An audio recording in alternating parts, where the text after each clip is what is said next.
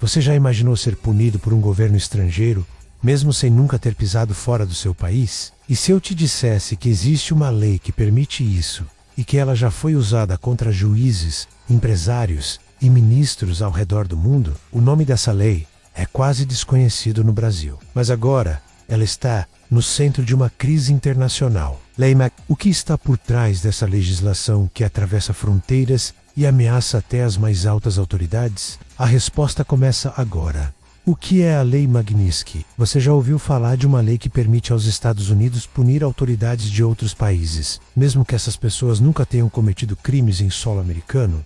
Essa é a Lei Magnitsky. Criada em 2012, ela foi uma resposta à morte de Sergei Magnitsky, um advogado russo que denunciou um grande esquema de corrupção envolvendo membros do governo. Após as denúncias, Sergei foi preso, torturado e morreu na cadeia. Sua morte ganhou repercussão internacional e se tornou símbolo da luta contra abusos cometidos por governos autoritários. A primeira versão da lei foi direcionada apenas à Rússia, mas em 2016 ela foi expandida. Nasceu o Global Magnitsky Act, permitindo que os Estados Unidos aplicassem sanções a qualquer pessoa, de qualquer país, envolvida em corrupção ou graves violações de direitos humanos. Na prática, isso significa que o governo dos Estados Unidos pode congelar bens, bloquear transações financeiras e proibir a entrada dessas pessoas em território americano, tudo com base em investigações conduzidas por seus próprios órgãos. Desde então, a Lei Magnitsky vem sendo usada como uma ferramenta de pressão política e diplomática, atingindo autoridades de diversos países,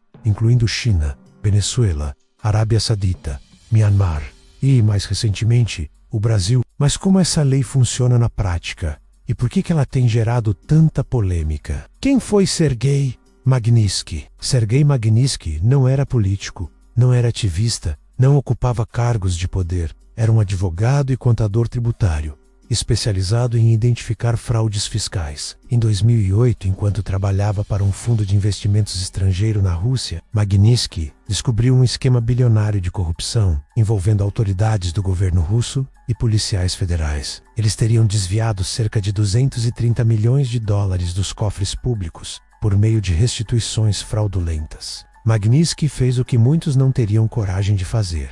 Denunciou tudo, apresentou provas detalhadas às autoridades, com nomes, datas e documentos. O que ele recebeu em troca? Foi preso sem julgamento, menos acusado de cometer a própria fraude que havia denunciado. Na cadeia, Sergei foi privado de tratamento médico básico, mesmo sofrendo de pancreatite. Durante 358 dias de prisão preventiva, foi torturado psicologicamente, mantido em condições degradantes e, por fim, agredido fisicamente até a morte, aos 37 anos de idade. Sua morte causou indignação internacional. Organizações de direitos humanos denunciaram o caso como um assassinato de Estado. Nenhum dos responsáveis foi julgado ou condenado. Foi a partir desse episódio que nasceu o movimento pela criação da Lei Magnitsky, uma tentativa de romper com a lógica da impunidade quando o sistema judicial de um país falha, menos ou se torna cúmplice. A pergunta que fica é: até onde vai o poder de uma nação para julgar os abusos cometidos por outras?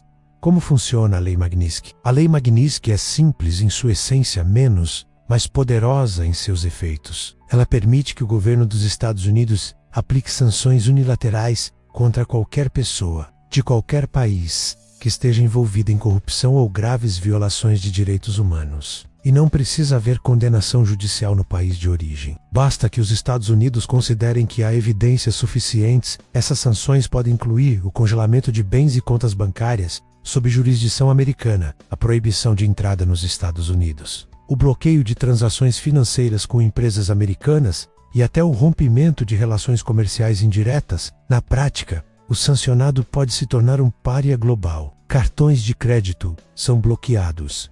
Negócios internacionais travam, viagens se tornam impossíveis, e mesmo bancos estrangeiros menos com medo de represálias passam a evitar qualquer vínculo com a pessoa sancionada. Mas quem decide quem será punido? A análise parte de denúncias feitas por organizações, jornalistas, parlamentares ou pela própria inteligência dos Estados Unidos da América. O Departamento do Tesouro, junto com o Departamento de Estado, avalia as evidências, e se houver parecer favorável, a sanção é oficializada. Não há julgamento, não há defesa formal, Não há aviso prévio. É uma decisão administrativa, baseada em critérios de política externa e segurança nacional. Por isso a Lei Magnitsky é vista por uns como um instrumento de justiça internacional e por outros como um mecanismo de coerção política seletivo e sem transparência. Quem já foi sancionado pela Lei Magnitsky? Desde que entrou em vigor, a Lei Magnitsky tem sido usada contra centenas de pessoas ao redor do mundo. Entre os primeiros sancionados estavam militares da Venezuela,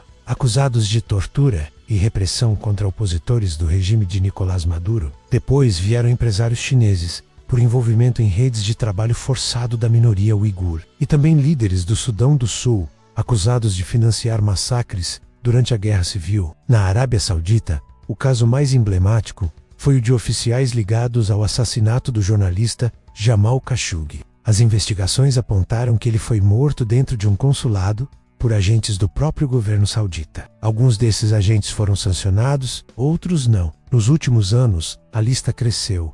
Militares de Mianmar, políticos da Nicarágua, juízes, governadores e até membros de forças policiais em países da África, da Ásia e da Europa Oriental. Até o final de 2024, mais de 740 indivíduos e entidades haviam sido sancionados sob a Lei Magnitsky Global, sendo 356 durante o governo Trump e 316 durante a gestão Biden. Em todos os casos, a justificativa é a mesma: punição por corrupção sistêmica ou graves abusos contra os direitos humanos. Mas há algo que chama atenção: os alvos da lei estão, quase sempre, em países considerados adversários ou instáveis para os interesses dos Estados Unidos. Isso levanta uma dúvida legítima. A Lei Magnitsky serve para proteger os direitos humanos ou para reforçar a influência geopolítica dos Estados Unidos da América? Essa tensão fica ainda mais evidente quando a lei ultrapassa continentes e atinge um ministro da Suprema Corte de um país democrático como o Brasil. O caso Alexandre de Moraes. Em 30 de julho de 2025, o mundo político brasileiro parou. O governo dos Estados Unidos anunciou sanções contra Alexandre de Moraes, ministro do Supremo Tribunal Federal. A decisão foi tomada com base na Lei Magnitsky. Segundo o Departamento do Tesouro, Moraes teria cometido graves violações de direitos humanos ao promover censura, ordenar prisões arbitrárias e perseguir opositores políticos, inclusive cidadãos e empresas com vínculos nos Estados Unidos. Além disso, a nota oficial citava ações incompatíveis com os princípios do Estado de Direito. As consequências foram imediatas.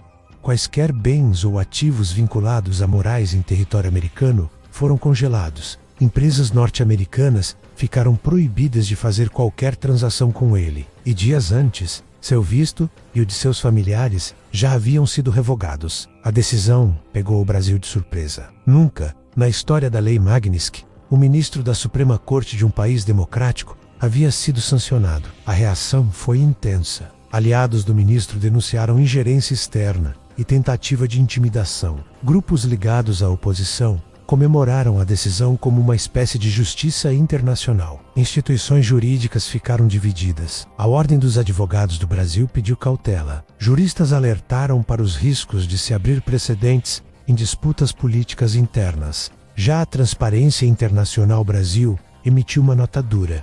Classificou a sanção como seletiva, alarmante e potencialmente instrumentalizada. E lembrou que não houve qualquer condenação formal contra Moraes no Brasil, menos nem sequer um inquérito criminal aberto. Enquanto isso, o governo brasileiro buscava entender o alcance prático da medida. Bancos e operadoras de cartões passaram a revisar relações com o ministro. Algumas instituições financeiras internacionais suspenderam operações preventivamente. No cenário diplomático, as tensões aumentaram e uma pergunta começou a circular: se até um juiz da mais alta corte de um país soberano pode ser sancionado por outro governo, quem será o próximo? As consequências e os debates em torno da lei, a sanção contra Alexandre de Moraes escancarou os dilemas que cercam a Lei Magnitsky. De um lado, há quem veja a medida como um avanço, um sinal de que nenhuma autoridade está acima dos direitos humanos, uma ferramenta capaz de agir quando sistemas de justiça falham menos ou se tornam cúmplices do poder. De outro, cresce o alerta sobre os riscos. Afinal, quem fiscaliza, quem aplica a lei? Quem define o que é abuso e o que é autoridade legítima? E até que ponto uma nação pode punir membros de outro Estado soberano sem comprometer as relações diplomáticas? A resposta não é simples. A Lei Magnitsky não exige julgamento, não precisa seguir ritos jurídicos, nem ouvir defesa. Ela é, essencialmente, uma decisão política menos embasada por relatórios, denúncias e interesses estratégicos. Nos casos em que há consenso internacional como torturas, genocídios ou assassinatos políticos, menos a lei costuma ser aplaudida. Mas quando é usada contra autoridades de países democráticos, com instituições funcionando, o debate muda de tom. No Brasil, a aplicação da lei gerou 3 reações principais: polarização política, com discursos exaltados dos dois lados; insegurança jurídica, especialmente entre empresas e bancos, que precisam decidir como reagir; discussões diplomáticas sobre soberania, cooperação e os limites da pressão externa. Mais do que o caso de um único ministro, a questão é maior. A Lei Magnitsky está se consolidando como uma nova forma de diplomacia coercitiva. Estaria o mundo entrando numa era de sanções personalizadas, em que a justiça internacional é decidida por superpotências, caso a caso. Ou, ao contrário, essa é a única forma de responsabilizar autoridades poderosas que atuam acima da lei em seus países? O futuro dessa legislação e sua credibilidade dependerão da resposta a essas perguntas e da forma como o mundo decidirá equilibrar a justiça internacional e respeito à soberania. O que a Lei Magnitsky nos revela sobre o mundo de hoje? A história da Lei Magnitsky é, no fundo, uma história sobre poder, sobre até onde vai a autoridade de um país e até onde começa o direito universal à justiça. Ela surgiu como resposta à brutalidade de um regime autoritário, ganhou força com o apelo moral de responsabilizar quem abusa do poder e hoje se tornou um instrumento global. Mas a mesma lei, que pode servir para proteger os direitos humanos, também pode ser usada para pressionar, interferir e desestabilizar. Quando aplicada com coerência, transparência e legitimidade, a Lei Magnitsky pode representar um avanço na responsabilização internacional. Mas quando usada de forma seletiva ou política, ela corre o risco de corroer a própria ideia de justiça que a originou. O caso Alexandre de Moraes, independentemente da posição política de cada um, expôs essa tensão. Mostrou como uma legislação pensada para punir torturadores e oligarcas corruptos também pode ser aplicada contra figuras centrais da democracia de outro país. Nos faz pensar: quem decide o que é violação de direitos? Quem aplica as regras? E quem protege os limites? O mundo de hoje é interconectado, acelerado e imprevisível. E talvez por isso, o uso de leis como essa se torne cada vez mais comum.